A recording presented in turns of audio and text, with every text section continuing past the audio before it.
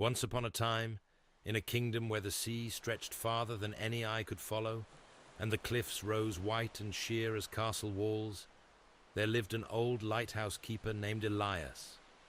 He had tended the Great Beacon of Aldenmere for 40 years, climbing its 300 steps each dusk, trimming the wick and pouring the golden oil, so that the light might burn through fog and storm alike and guide the ships of merchants, fishermen, and kings safely to harbour.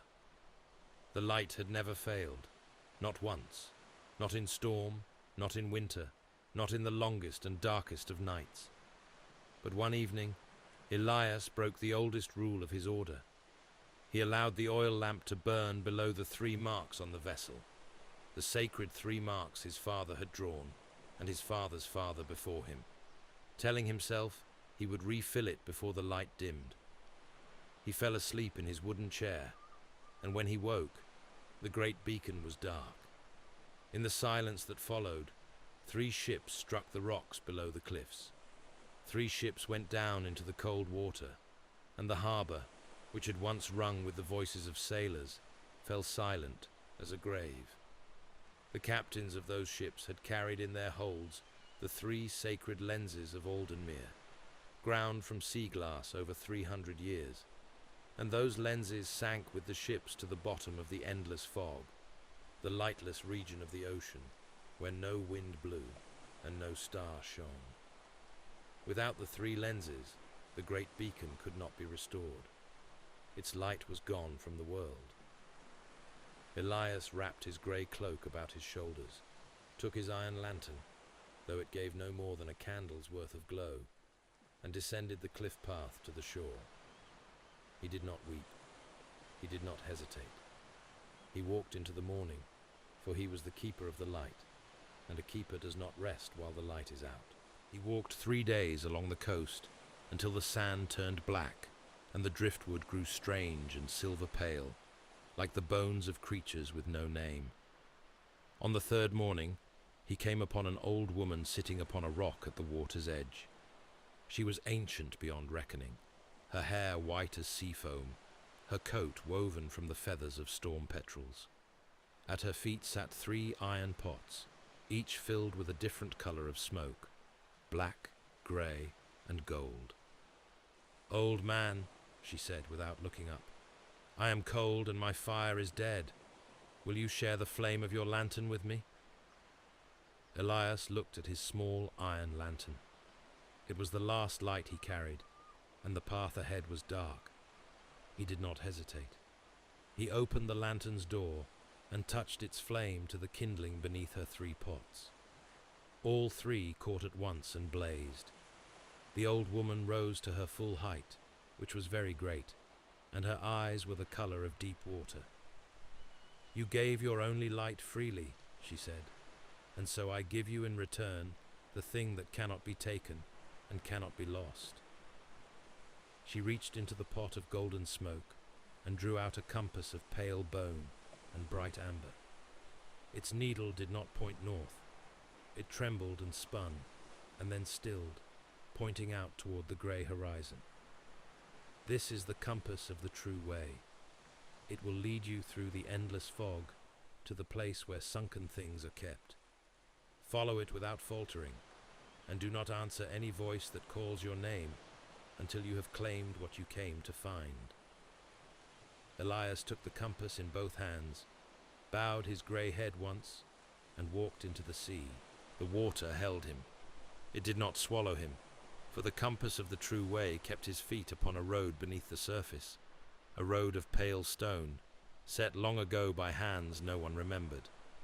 The fog closed around him on all sides, thick as wool and silent as sleep. Voices drifted to him through the fog. Some called him by name, some wept, some laughed with the voices of old friends long buried. He did not answer. He kept his eyes upon the amber needle and walked. At the centre of the endless fog stood the hall of the drowned sovereign, a palace built from the hulls of 10,000 wrecked ships, its towers masted with broken masts, its gates made from anchor chains rusted to the colour of blood. At its threshold sat the sovereign herself, a creature of cold water and old darkness, no taller than a child, wearing a crown of iron hooks. She had collected the lost things of the sea for 1,000 years. Before her, on a table of black glass, sat the 3 lenses of Aldenmere, each one glowing faintly with the memory of the light that had once passed through them. "You cannot take what the sea has claimed," said the drowned sovereign, and her voice was the sound of water filling a ship's hold. "Then I will answer your 3 questions," said Elias, "for that is the old law." The sovereign smiled with her cold mouth. "What burns without wood, travels without legs, and dies when you cover it?" "Light," said Elias. "What is older than the sea, younger than a wave, and never the same twice?" "A reflection," said Elias. "What cannot be kept, yet without which nothing can be found?" "A moment," said Elias, "and also a bearing." The drowned sovereign said nothing for a long moment. Then she lifted her iron hook crown, set it upon the black glass table, and turned away.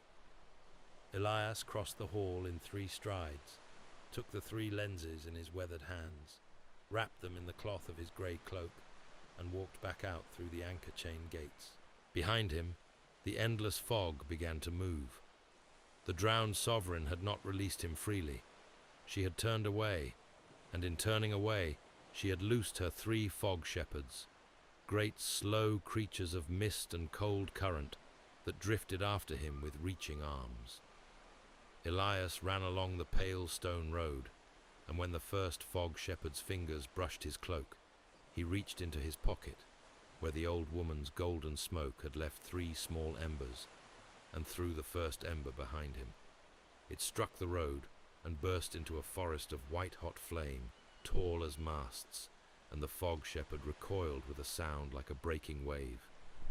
He threw the second ember when the sound returned, and a river of boiling brine rose behind him, churning and impassable. He threw the third when the third shepherd came closest of all, and a wall of solid amber glass rose from the seabed to the surface, curved and gleaming, sealing the endless fog behind it like a door. Elias walked out of the water onto the black sand, 3 steps, and sat down. The fog did not follow. The door held. He climbed the 300 steps of the Great Beacon of Aldenmere as the sun sank and the sky turned the colour of embers. He set the 3 lenses in their iron cradle, the first lens, the second lens, the third, and struck his flint. The flame caught. It passed through the first lens and grew 10-fold. It passed through the second and grew 10-fold again. It passed through the third and became something no longer merely fire, but a column of pure gold light that swept out across the water, through the last shreds of fog, and reached as far as the horizon in every direction. In the harbour below, the ships came back. 3 by 3 they came, their sails filling with a wind that smelled of open sea and cedar wood and morning. The people of Aldenmere gathered on the quayside, and they sang the old songs of homecoming that had not been heard since the night the light went out. Elias trimmed the wick, filled the vessel past the 3 marks, and did not sleep until dawn.